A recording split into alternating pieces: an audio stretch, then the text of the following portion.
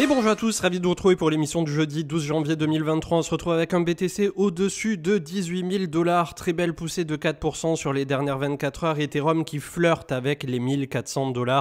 On est en train d'arriver véritablement sur la zone où tout risque et tout va se passer. Et notamment aujourd'hui avec les chiffres du CPI à 14h30 heure française. On a plus 3% pour XRP, plus 5% pour OKB, également pour Polkadot.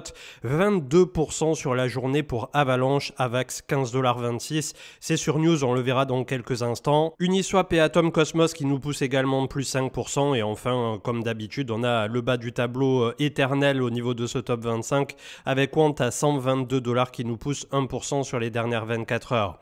Du côté du 4 heures, donc on arrive sur la zone de polarité juste au-dessus de 18 000, entre 18 000 et 18 200. Attention, la dernière fois, c'est là où nous nous sommes arrêtés. On voit que l'Open Interest immédiatement se désengage à l'approche d'une résistance relativement majeure. On va voir ce que ça va donner cet après-midi. Ça sera le seul juge de cette journée qui est absolument déterminante et décisive là pour le coup dans une semaine qu'il est tout autant sur ce début 2023 où on a la sensation que les marchés dans leur globalité, US et crypto, avaient cette envie de respiration. Le Crypto Fear & Greed 30, il est en train de remonter vers la zone neutre et les deux autres indicateurs qui sont toujours inexploitables malheureusement. Du côté de la map de liquidité, donc on arrive un peu sur le premier boss ici, entre 18 et 18K5. Si jamais cet après-midi on a de très bons chiffres au niveau du CPI, on pourra viser une téléportation entre 20 à 21 000 $. Et c'est là où ça va devenir plus intéressant pour nous au niveau du marché crypto, puisque c'est au-dessus de 20 000 que je pense le Bitcoin pourrait se constituer par la suite en nouveau range et pourquoi pas continuer de pousser comme ça sur l'année 2023 entre 20, 25 et pour les plus optimistes 28 à 30 000 $. Au sud, si toutefois c'était une mauvaise nouvelle qui vient du côté US de la force, on repartirait malheureusement en direction des 16 000 $. Du côté de Twitter, donc avec le retour très timide au niveau du CME, c'était une folded qui mettait ça en avant, mais ça a le mérite d'être noté quand même. On a un réengagement discret, plus 2,4%. Au niveau des futurs, sur le 3 mois annualisé roulant, donc qui est en cours, et la plupart du temps, les contrats futurs au CME, c'est 1, 3, 6, 12 et désormais depuis début de 2021, si je dis pas de bêtises, il y a même un contrat qui part pour 24 mois, mais globalement, c'est souvent le trimestriel et le semestriel qui sont pas mal, on va dire, échangés. Une drôle de révélation pour Binance, puisque c'était Cryptost qui mettait ça en avant au travers de cet article. Ils ont récemment révélé que le BUSD, leur stablecoin en partenariat avec Paxos, n'avait pas toujours été garanti par une somme équivalente en dollars américains, un fait que la plateforme d'échange de crypto-monnaies admet en affirmant que le problème a depuis été réglé. Donc on est totalement, une fois de plus, dans ce questionnement de ce même système de réserve fractionnaire qu'il y a dans le circuit bancaire et financier traditionnel, sauf que là, dans les cryptos, clairement, ça n'est pas quelque chose qui est acceptable puisque pour chaque fonds de clients déposé ou chaque actif, il y a besoin d'avoir un pour un derrière. Donc entre 2020 et 2021, apparemment, c'était pas toujours le cas du côté de Binance et ça laisse se poser quelques questions. Les chiffres du CPI, donc comme le disait ici Vincent Gagne, pour éviter une douche froide de marché, il faudra une poursuite du ralentissement du régime des prix et une contribution des éléments hors énergie qui sont encore flat. Donc on va voir là aussi 14h30 ce que ça peut donner. Quelque part au niveau du sentiment, on a plutôt un bon sentiment en ce moment au niveau du marché crypto et ça fait pas mal de temps que globalement on se disait que oui, on pouvait avoir un petit rallye, un petit quelque chose sur ce début 2023. Pour autant, c'est un peu le moment parfait pour tendre un piège aussi, avec tout le monde qui est en train de privilégier le marché US, en tout cas en tête de liste, ce qu'on appelle un soft landing, c'est-à-dire tout banalement que nous n'aurions pas une récession qui serait dure, mais voilà, il faut toujours se montrer assez méfiant, et pour le marché crypto, on arrive sur des zones qui sont relativement clés, donc on va avancer un pas derrière l'autre. Guillaume Simonin qui nous mettait en avant des petites infographies qui sont très intéressantes sur comment fonctionnent les trackers ETF et qu'est-ce qu'ils sont, donc je vous invite à le consulter et j'ai trouvé ça vachement frais, vachement bien foutu pour le coup au niveau des explications, même pour un débutant et des ETF qui peuvent selon les domaines là aussi trouver leur place notamment dans un plan épargne action pour ceux qui sont en France. The Block avec Bitavo qui rejette le remboursement partiel du paiement de dette, donc d'emprunt au niveau de Digital Currency Group, DGC, qui là aussi a répondu hier au travers de Barry Silbert et d'autres communiqués de presse aux frères Winklevoss pour dire que en gros ça n'était pas vrai, qu'ils ne leur devaient pas tout cet argent, etc. Ça va se finir devant les tribunaux avec derrière un énorme montant qui sera probablement négocié entre les deux parties puisqu'il s'agit uniquement de ça. Vous avez le top 15 stablecoin par market cap, c'était CryptoRank Platform qui mettait ça en avant. Donc au total aujourd'hui, les stablecoins pèsent quand même 138 milliards dans la balance des 850, peut-être 900 milliards, on verra ça dans un instant, que pèse le crypto total ce matin au niveau du marché crypto. Le Tether toujours en tête de liste, 66 milliards, suivi de USD Coin de Circle Coinbase à quasi 44 milliards, le BUSD de Binance 16,4 et ensuite on a des sommes qui sont bien moindres avec le DAI 5 milliards, le Frax 1 milliard, le Pax Dollar 914 millions, TrueUSD 846 millions, USDD 711, Gemini 570, Paxos Gold 510 donc qui est établi en fonction du métal précieux. On a la même réciproque, le Tether Gold, on n'en parle quasiment jamais mais qui est pas loin des 500 millions aussi, 464 et enfin Terra Classic USD 200 millions, Liquidity le LUSD 182, le Stasis Euro 133 millions et enfin MIM Magic Internet Money 90 millions. Donc on a malgré tout au travers du temps une répartition qui s'est faite. On a toujours bien évidemment le top 3 voire le top 2 avec Tether et USDC qui représentent toute cette partie beaucoup trop centralisée aussi au niveau des stablecoins. Mais en tout cas aujourd'hui c'est l'état actuel sur lequel repose notamment le marché crypto.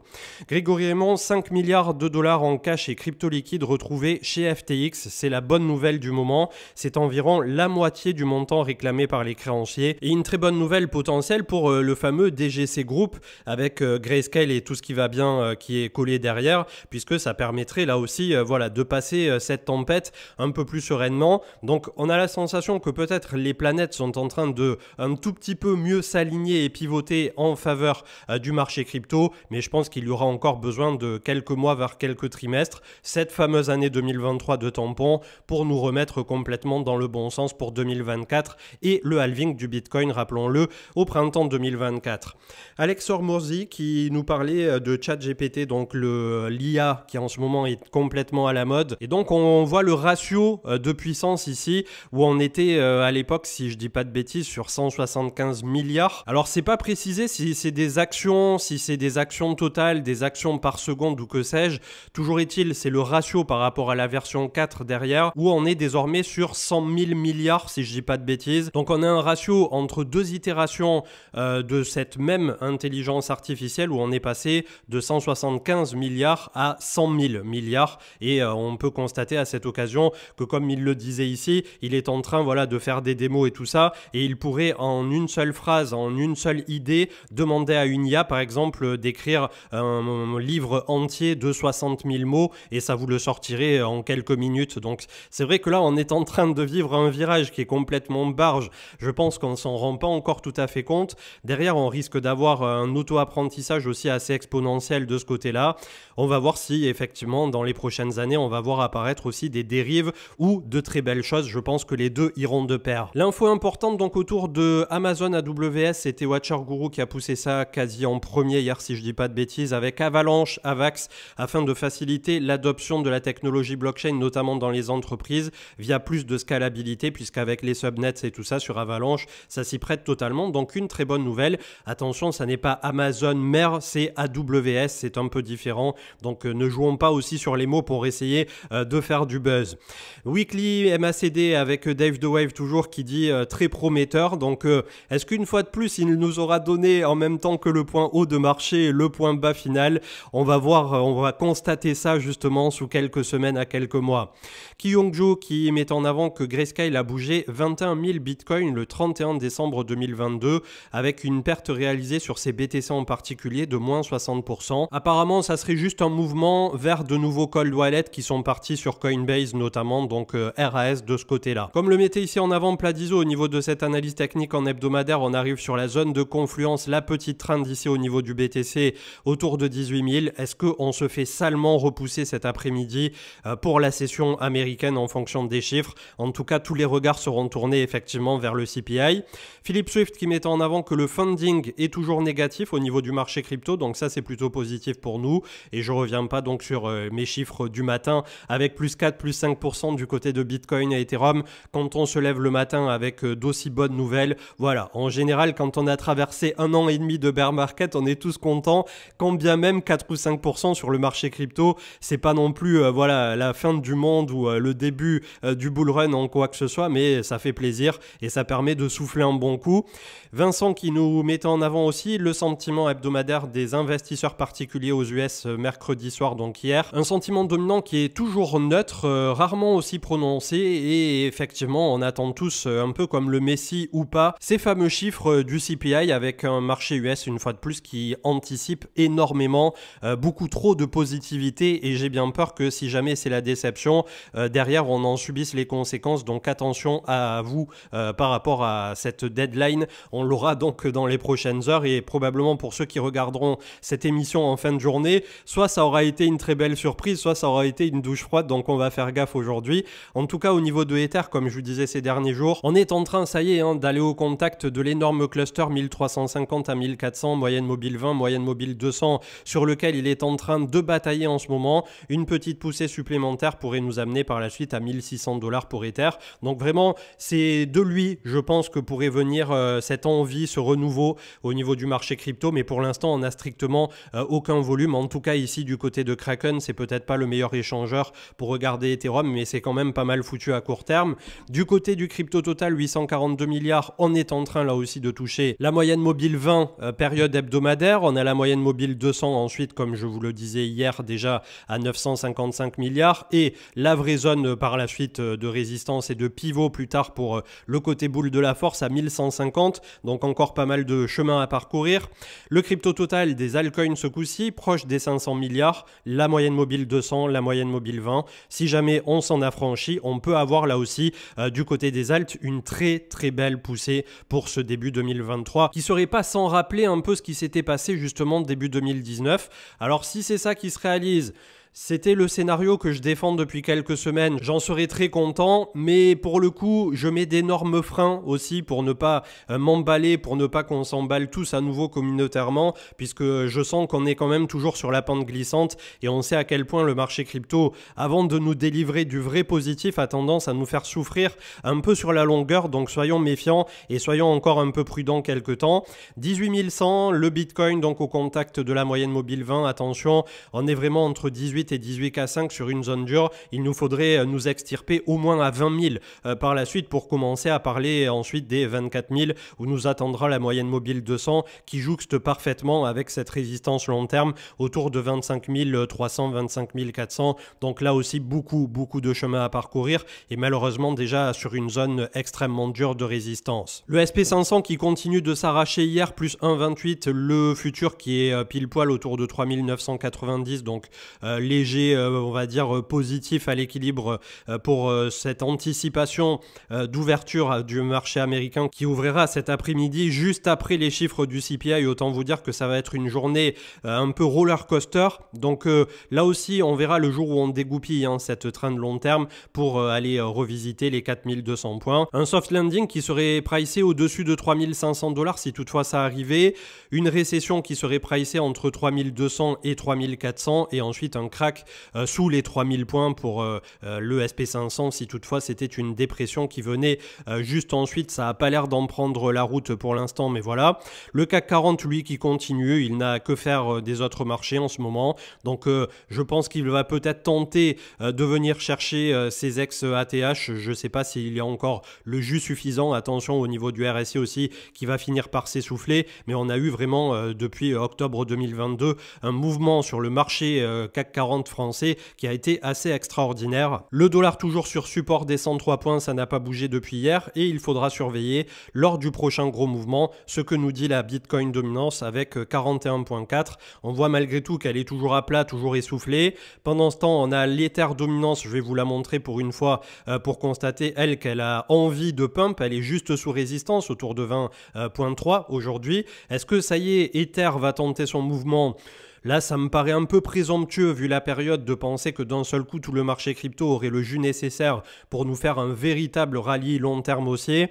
Mais en tout cas, c'est une bonne nouvelle qu'on ait déjà une belle respiration de marché pour ce début 2023. C'est ce que j'attendais aussi de mon côté, donc je suis plutôt content quand ça se déroule voilà comme on l'avait estimé. Après, c'est pas pour autant qu'on est complètement sorti du sable. Il y a encore beaucoup de pièges et le chemin qui nous sépare de la réussite et du prochain bull run est clairement semé d'embûches et semé de trimestres voire de semestres devant nous.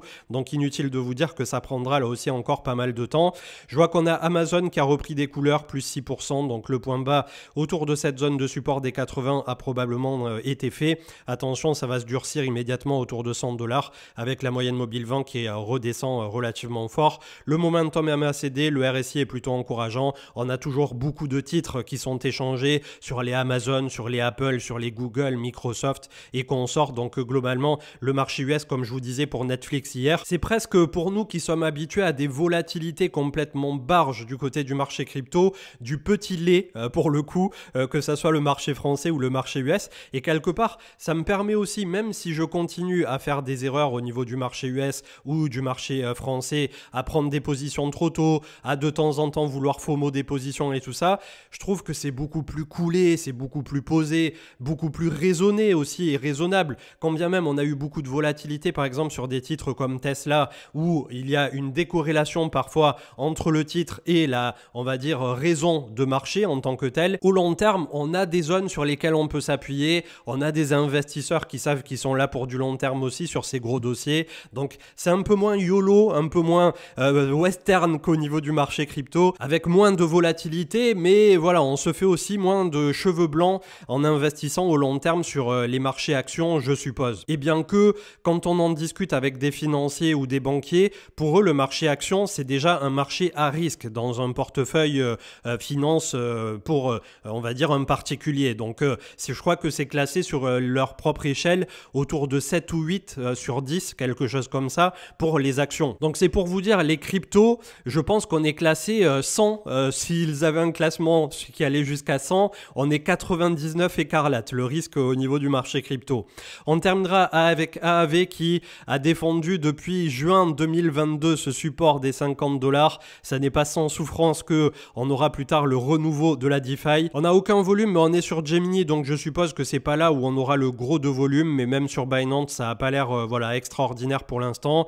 En tout cas, on est au contact quasiment de la moyenne mobile 20, et le jour où on aura l'appel d'air, eh bien, ça se passera plutôt autour de 114-115 $ pour dégoupiller, et ensuite on pourra commencer à parler un peu plus sérieusement en direction des 200 $ pour AAV. Donc là, voilà, c'est des targets probables qu'on n'atteindra pas avant le prochain bull run, mais ça nous démontre aussi qu'au terme de toute cette souffrance de marché, tout ce temps qu'on a attendu, tout ce temps qu'on a réaccumulé en ayant toujours la goutte au front, en se disant est-ce que les cryptos vont réussir à passer une fois de plus ce grand cycle, eh bien on peut constater malgré tout que la finance étant se caler depuis des dizaines voire des centenaires désormais et la psychologie humaine qui elle n'a toujours pas changé, on a tendance à caler ça systématiquement sur le fameux psychologie shit de Wall Street et ça se déroule à chaque fois pareil. C'est assez d'ailleurs effarant d'avoir globalement la même cyclicité, que ça soit sur la bourse traditionnelle ou les cryptos, sauf que dans les cryptos on est vachement accéléré par rapport au reste. Mais voilà, en tout cas on en est là, bon endroit, bon moment pour ceux qui s'intéressent au marché crypto maintenant.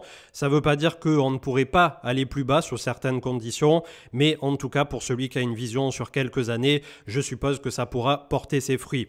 Je vous souhaite une excellente journée et je vous retrouve demain probablement pour débriefer tout ce qui se sera passé consécutivement à 14h30 cet après-midi.